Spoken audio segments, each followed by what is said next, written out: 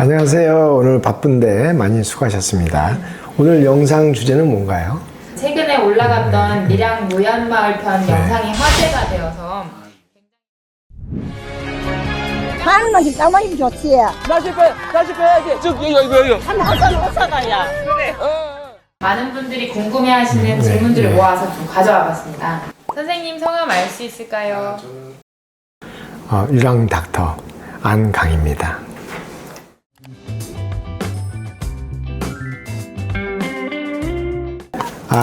아이 없고 이제 셋 데리고 어머니 모시고 서울에 와서 진료를 받으러 갔는데 돈이 없어 고민하던 때 도움 주시고 말씀도 다정하게 하셨다고 많이 좋아하셨어야 되는데요. 아이를 3명이나 얻고 어머니를 모시고 왔다면 진짜 저 요즘 세상에서는 진짜 존경받아야 되는 분들이기 때문에 당연히 이렇게 오시는 분들은 언제든지 환영이고 부족한 건 언제든지 얘기하십시오. 또 아이 셋을 얻고 오는 사람한테 어머니를 모시고 온 사람한테 당연히 모든 대접을 다 해야 되지 않겠습니까? 저는 섬유근육이라는 만성통증 환자예요. 안강병원을 찾아갈 때만 해도 머리 부분을 제외한 전신 통증으로 3일 밤낮을 꼴딱 새고 섬유근통 환자 좀 기억나시나요? 제가 기억하는 분이 아마 맞을 것 같은데요. 항상 힘들게 힘없이 있었던 기억이 나고요. 그 힘든 치료를 받고 잘 계신다니 정말 다행입니다. 소개를 많이 해주셨네요. 아주 너무 감사합니다. 네, 이렇게 미남들이 계속 나오고 있어요, 댓글에서. 어떠세요? 좀 기억나시는지. 제가 다 기억은 못하지만 저를 기억해 주신 자체가 너무 감사하고 영광입니다. 도대체 어떤 원리로 치료가 되는 거예요? 너무 궁금해요. 라고 저희 치료의 원리는 되게 심플합니다. 뻣뻣한 걸 유연하게 해주면 좋아진다는 거거든요. 근데 뻣뻣한 거하고 유연한 거의 차이는 뭐냐면 좀비 세포처럼 일을 안 하게 되는 거예요. 우리 몸이 이제 뻣뻣해졌다는 얘기는 나이가 드는 일반적인 이제 퇴행성 변화 얘기합니다.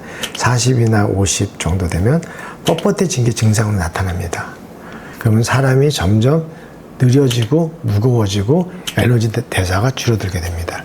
그러면서 점점 더 뻣뻣하게 되는 거죠.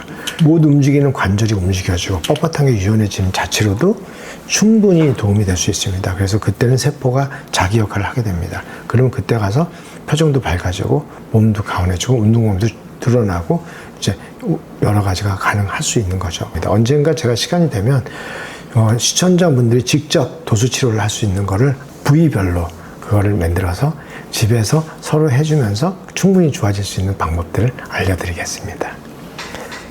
궁금한 게 무릎이 흉본 것 같은데 어떻게 허리가 펴지죠? 가장 뻣뻣해서 문제가 되는지 어딘지를 정확히 찾아내야 되는 게 중요합니다. 무릎이 구부려져 있으면 허리는 안 펴져요. 근데 이 무릎을 펴기 위해서 아마 무릎만 하지 않았을 거고 무릎하고 골반을 같이 했을 겁니다. 그래서 결국은 거기하고 무릎이 펴지면 이제 허리가 굽어지는 거에 절반 이상을 치료한 겁니다.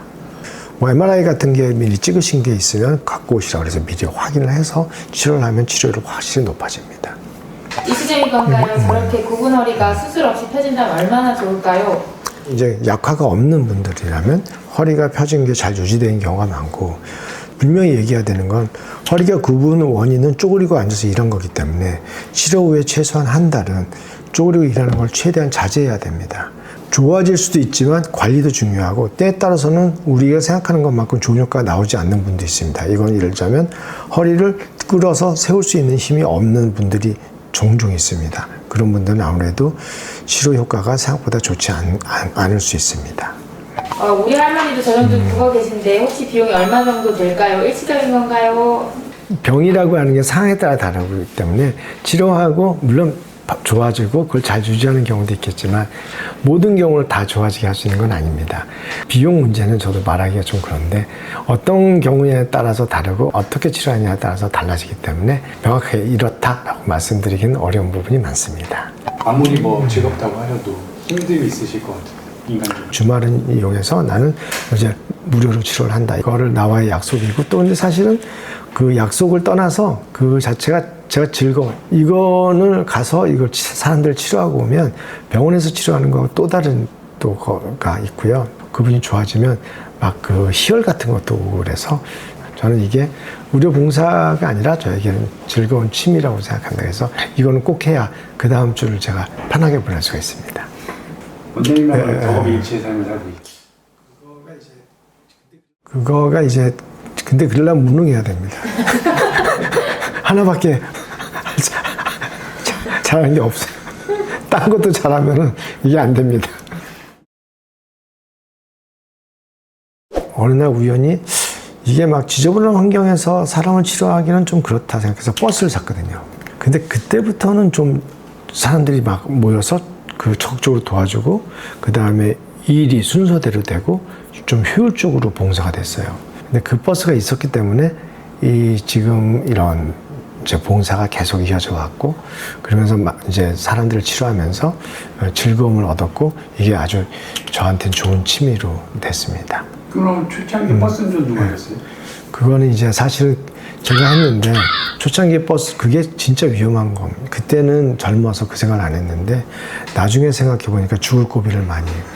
그다음에 또 가족들도 위태롭게 뭐 지금 생각해 보면 저는 버스 운전을 안 해야 되는. 버스 산 게 아까워서 그냥 주말마다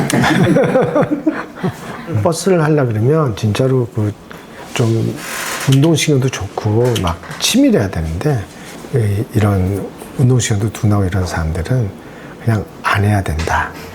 이게 결론입니다. 근데 면허가 있으세요? 아, 면허는 그 면허도 제가 3번을 떨어졌단 말인데 그 대형 면허를 3번을 떨어졌습니다.